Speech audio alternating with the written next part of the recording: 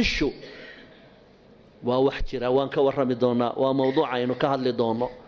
haddii ilaahay uu inoo daayo casharkeena haddii qayban kaala caawa ishu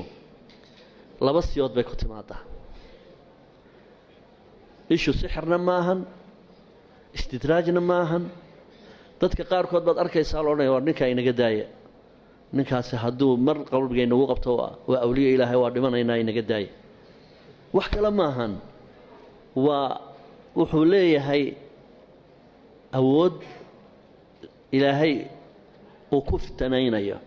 sida ishu u dhacda iyo kayfiyadday ku timaada iyo adiladeeda iyo waxaasoo dhan waan ka hadli doonaa insha allahu tacaala ee qaabkay u dhacdo un baan kuu sheegaya waa laba nooc inay xasad ku timaado iyo inay isticjaab ay ku timaado maxay kala yihiin marka xasadku waxa weeye qofba wuxuu leeyahay awoodda ilaynta oo dadku waa laba noocun oo qof wuu is og yahay inuu quma yahay uu yaqaan qumay qof wuu is og yahay inuu isagu quma yahay waanu adeegsadaa markuu u baahdo adeegsanayaa siduu rabo markaa yeeli doonaa qisaska aan kuu keeni doono waxaa ka mid a waxaa warinaya raxmatullaahi calayhi ibnu baaz maa ka warramaya oo cajaladuu leeyahay buu kaga warramaya wuxuu yidhi nin aan ku kalsoonahay baa ii yimi wuxuu iiga warramay miyigaasay ahayd wuxuu iiga warramay ninbaa wuxuu tegey reer adhi bay haystaan adhigiibuu isdul taagay adhigii dhammaantood way wada dhinteen sidii adhi yacni weera galay bay wada dhammaadeen odaygii reerka lahaa baa yimi wuxuu arkay xaajadu siday tahay markaasuu yidhi ma hebel baa idin yimi markaasuu yidhi haa wuu ka daba tegey ninkan hebel la yidhaahdaa guri buu markaa fooqa buu ku jiraa markaasuu yidhi hebel intuu u yimi hee ma adiga gurigaan isku kiin daraa mise gurigaan dumiyaa markaasuu yidhi maya guriguun dumiya aniga haydilin ka soo bax buu yidhi gurigaan duminayaa ka'annamaa in miino lagu xidhay gurigii ayaad moodaysa in miino lagu xidhay qiso yaroo labaad haddaan kaaga sheekeeyo waxay ka dhacday waddankeennanay ka dhacday nin lagu yaqaano inuu wax cileeyo ayaa nin kaloo aan waxba awoodu lahayn isha ayaa wuxuu doonay ninkan caa'inkaa inuu adeegsado oo uu reer ku baabi'iyo waa xaasid kan kale xaasida ninkanna wuu yaqaanaa ishiisu inay awood leedahay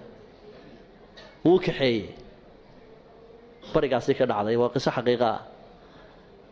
deedna meel yaroo buura ayay fuuleen markaasuu yidhi hebelow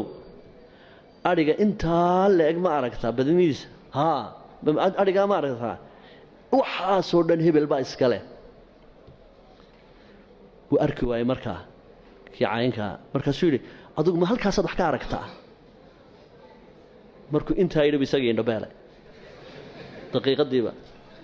isagoo indhalaa buu ka soo daadejiyey buurtii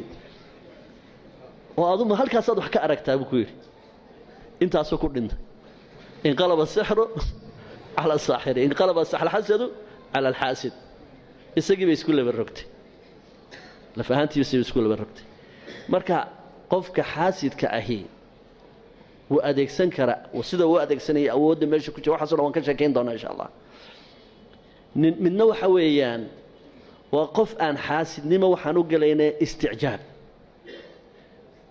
wuu yaabaya yani wuu jeclaanayaa markaasaanu ducaynaynin isagaa iscaynaynaya mararka qaarkood qofku isagaa isla yaabaya yani inuu dadka maxaan ku dhaa ka sito iyo caynkan isagii baa dabeedna dib isugu ridaya waxaan anigu arkay inan waxay isku daawanaysaa muraayad markaasay timaha feedhay timaheeduna aad bay u dheeraayeen markaasay iscajabisay sidii ay u feedhaysaa dhammaan timihii o dhan mar keliya ayuunbaa sidii wax la dhukuray ayay dhulka galeen caanat fii nafsiha iyadii baa is-ilaysay inta isla yaabtay bay maa shaa allahu odhan weyday oo baaraka allah odhan weyday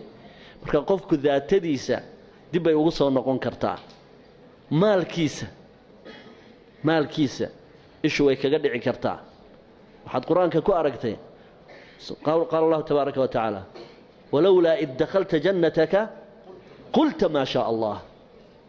walawla id dakhalta jannataka qulta ma sha allah asbaabtii ugu badnayd ninkaasi bacda kibirkii uu kibirsanaa gaalku haddana isagiiba xoolihiisii ileeyay maalkiisa ayuu ilayn karaa xoolihiisa adhigu ilayn karaa ubadkiisu ilayn karaa waase goorma waa markuu ducada ilaabo asbaabta lagu xijaabo isha iyo sharkeedana waa baab inoo dambeeya marka ishu labada nooc bay ku timaadaa inuu xasad wado